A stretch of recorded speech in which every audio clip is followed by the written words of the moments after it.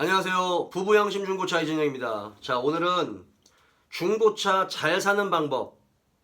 그러니까 이 부분에 대해서 항상 고민을 많이 하시고, 그 다음에 이 부분에 대해서 자료도 매우 많이 나와 있죠. 오늘은 제 기준에서의 부부양심 중고차 이진영 중고차 딜러의 제 기준에서의 중고차를 잘 사는 방법에 대해서 한번 얘기를 해볼게요. 그러니까 9년 동안 차장사를 하면서 저도 어떻게 하면 소비자가 만족을 할까라는 생각을 굉장히 많이 했는데 아직까지도 답을 못 찾았어요. 근데 그 중에서도 몇몇 가지는 있습니다. 확률적으로. 자, 먼저 중고차는 확률 싸움이에요. A라는 차와 B라는 차를 두고 봤을 때 어떤 차가 더 좋냐, 더 좋지 않느냐라고 하는 건 그 기준과 판단에 따라서 다릅니다. 근데 그 중에서도 조금 더 이게 획일화시키고 조금 더 단일화 시킨다면 저는 이래요. 나는 자동차를 잘 모른다. 근데 중고차를 샀을 때 잔고장도 없었으면 좋겠다. 그런데 여기서 잔고장이라 함은 연식이나 키로수에 따른 자연스러운 소모품 교환 주기 또는 자동차가 시동을 걸었을 때 움직이지 않아도 시동만 걸려 있어도 어쩔 수 없이 달아 없어지는 소모품이 분명히 있잖아요. 그런데 소비자는 중고차를 구입하고 나서 자연스럽게 돌아오는 소모품 주기에 의해서 그 돈이 들어가는 거를 굉장히 싫어하죠. 그러실 것 같아요. 그런 부분에서도 나는 스트레스를 받기 싫다라고 하시면 무조건 새 차를 사시는 게 가장 좋습니다. 저는 고객님들한테 그렇게 말씀드려요. 그런데 나는 중고차가 필요해. 자동차도 나는 잘 몰라. 잔고장도 되도록 없었으면 좋겠어. 중고차 딜러도 못 믿겠어. 그러면 내가 사고자 하는 차종 중에서 가장 비싼 차를 사세요. 그러면 확률적으로 가장 좋은 중고차를 사실 수가 있어요. 새 차 같은 경우는 이제 모든 게 완벽하게 세팅이 돼 있으니까 당연히 확률적으로 고장이 잘 안 나겠죠. 또 고장이 난다 하더라도 어차피 AS라는 보증기간이 있습니다. 그래서 소모품이나 엔진 미션이나 이런 게 3년이나 5년이든 이 보증 수리를 무상 보증을 수리를 받을 수가 있어요. 그런 부면에서 당연히 새 차의 어떤 그런 비싼 값을 주고 사긴 하지만 그런 부면에서는 조금 더 심리적으로 안정이 될 겁니다. 그런데 중고차는 변수가 많아요. 언제, 누가, 어떻게 운전을 하고, 어떤 환경에서 운전을 하고, 어떻게 관리를 했느냐에 따라서 신차 출고에 된 자동차가 중고차 되기까지 자동차의 컨디션은 180도 달라집니다. 그러니까 똑같은 연식에 똑같은 키로수에 똑같은 옵션에 똑같은 색상의 차를 하더라도 누가 어떻게 어떤 환경에서 주차도 노상 주차장으로 해놨느냐 지하 주차장에서 주차를 해놨느냐 따라서도 자동차의 컨디션이 달라져요. 차량 하부의 부식이나 도장면의 부식이 완전히 달라집니다. 그러니까 너무 변수가 많죠. 그런 확률을 조금이라도 이 좋은 차의 기준에 만족을 시키려면 가장 비싼 시세의 중고차를 사시면 가장 좋은 중고차를 사실 수가 있어요. 자, 그런데 대부분의 소비자는 그렇게 사고 싶어 하지 않죠. 싸고 좋은 차를 사고 싶어 합니다. 중고차나 어떤 물건이든 싸고 좋은 건 없어요. 근데 있다 하더라도 분명히 기준이라는 거는 있어요. 근데 적당한 가격에 가성비가 좋은 중고차를 사고 싶어 하신다면 중간 시세에서 조금 더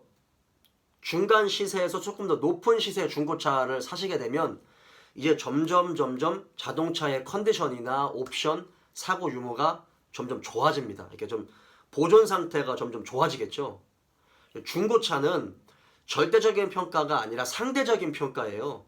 새 차처럼 색깔, 옵션이나 이런 거에 따라서 절대적으로 얼마 이렇게 딱딱 나눠지잖아요. 그런데 중고차는 사고 유무, 그 다음에 관리 상태, 옵션 그런 거에 따라서 색상 이런 거에 따라서 상대적으로 지금 시세보다 조금 더 낮을 수가 있고 조금 더 높을 수가 있어요. 키로수나 뭐 이런 거에 따라서. 그런 거를 완벽하게 이건 얼마야? 요건 얼마야? 라고 정할 수가 없어요. 중고차 자동차 협회에서 어느 정도의 틀은 이렇게 만들어 놨는데 그 틀에서 약간의 변수 차이가 있는 건 차주 딜러의 몫입니다. 그러니까 중고차 딜러들도 굉장히 어려워요. 여기에 비싸다, 이게 싸다, 이게 좋다, 나쁘다 라고 말할 수가 없는데 소비자의 어떤 개인적인 성향에 따라서 그런 부분에서 나는 좋은 중고차를 사시고 싶다라고 하시면 거두절미하고 새 차를 안에 갈아타든지 아니면 시세에서 가장 비싼 차 요런 차를 사시면 확률적으로 좋은 차를 사실 수가 있어요. 자, 그리고 중고차 딜러의 성향에 따라서 달라집니다. 그러니까 어떤 색상, 연식, 키로수, 사고 유무, 옵션에 따라서 누가 봐도 가격적인 부면에서 가격이 나오는 가격적인 부분에서만 알선하거나 자동차를 판매하는 중고차 딜러가 있는가 하면 자동차를 좋아하는 중고차 딜러는 정비성이라든지 그 자동차의 장점과 단점을 파악을 하고 지금 현재 상태를 되도록 파악을 해가지고 그 부분에서 차를 판매하는 딜러가 있어요. 그러니까 중고차 딜러의 성향이 50%에서 60%를 사실은 좌우를 해요. 저 같은 경우는 이제 정비성을 많이 따지죠. 연식과 키로수와 색깔, 사고 유무도 당연히 보겠지만 자동차가 설계됐을 때에 어떤 컨셉으로 자동차를 만들었는지 그리고 어떤 부품이 들어갔고 어떻게 사용을 해야 그 자동차의 보존 상태가 오래 좋아지는지 현재 차 상태 어떤 부품이 들어가고 어떻게 사용을 했는지를 되도록이면 좀 이렇게 좀 파악을 한 상태에서 차량을 판매를 하려고 하는 그런 성향을 가지고 있어요. 저는 이렇게 정비성을 봅니다. 그래서 옵션이나 사고 유무는 사실상 크게 비중을 저는 많이 안 봐요. 예, 아무리 사고가 뭐 단순 유사고라 하더라도 어떻게 수리를 했고 그 다음에 어디서 수리를 했느냐에 따라서 자동차 컨디션이 이게 나쁘지 않은 차들도 있고요. 완전 무사고 차량인데 정말 거칠게 운전하거나 어떤 사람이 어떻게 관리를 했느냐에 따라서 정말 쓰레기 같은 중고차가 있는 경우가 있어요. 그 겉은 빤지르르한데 실제로 하나씩 시운전하거나 차량 하부를 봤을 때 하나씩 나오는 차가 있고 단순 교환이 한 세네 개, 두세 군데 또는 서포트나 후파넬이라든지 이렇게 단순히 유사고 차량이라고 하더라도 사고의 수리를 정식적으로 했고 그 다음에 관리를 잘한 사람이 한다면 정말 차 상태가 좋은 차들도 있어요. 그러니까 그런 거를 파악을 한 상태에서 중고차를 구입을 하는 게 낫겠죠. 근데 그런 거를 판단할 수 없다라고 하면 사실상 가장 비싼 중고차를 사시면 되고요.